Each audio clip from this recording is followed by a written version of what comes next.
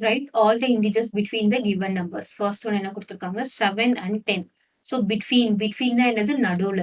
இப்போ 7க்கு அப்புறம் என்ன போடுவோம்? 7க்கு அப்புறம் 8, 8க்கு அப்புறம் என்ன போடுவோம்? 9, 9க்கு அப்புறம் என்ன போடுவோம்? 10. So 7 and 10க்கு between what are the numbers? 8 and 9. So first oneக்கு answer என்ன அப்படின்னு பார்த்தோம்னா 8 and 9 are the numbers. ஓகேவா? இப்போ செகண்ட் ஒன் பார்த்தோம்னா -5. -5க்கு பிட்வீன் கேட்டிருக்காங்களா, நம்ம -5 விட்டுடுவோம். சரியா? -5க்கு அப்புறம் என்ன வரும்? -4 வரும். நம்ம என்ன தப்பா போட்டுறக்கூடாது? -5க்கு அப்புறமா -6 வரும்னு சொல்லிட்டு போட்டுறக்கூடாது. ஸோ நம்பர் லைன் நம்ம எடுத்துக்கிட்டோம்னா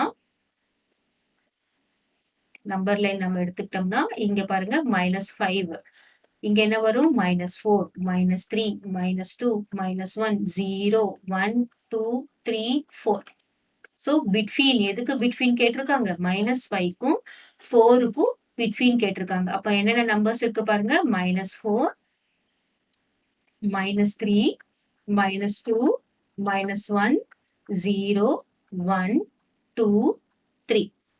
ஸோ நமக்கு எங்க ஆரம்பிச்சு எங்க முடிக்கணும் அப்படின்னு தெரியும். -5க்கு அப்புறம் என்ன எழுதிடக்கூடாது? This is wrong. -6 எழுதிடக்கூடாது. நம்ம இந்த பக்கம் ரைட் ஹேண்ட் சைட்ல மூவ் ஆகும்போது என்னவாகும்? நம்பர்ஸ் இது மைனஸ்ல இருக்கிறது குறைஞ்சிட்டு வரும், பிளஸ்ல இருக்கிறது இன்க்ரீஸ் ஆயிட்டு போகும். நெக்ஸ்ட்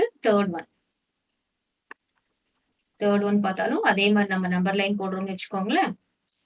நம்பர் லைன்ல எதுக்கு எடுத்திருக்காங்க? -3 கேட்டிருக்காங்க. -3 அதுக்கு முன்னாடி என்ன வரும்? -2, -1, 0, 1, 2, 3.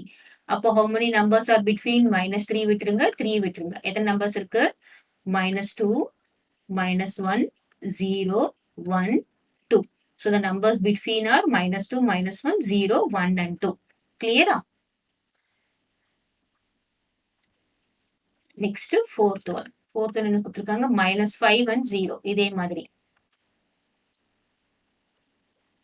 So இங்க நம்ம -5 போட்டோம்னா என்ன வரும்? -4, -3, -2, -1, 0. So -5க்கும் 0க்கும் நடுவுல என்ன நம்பர்ஸ் இருக்கு? -4 இருக்கு, -3 இருக்கு, -2 இருக்கு, -1 இருக்கு.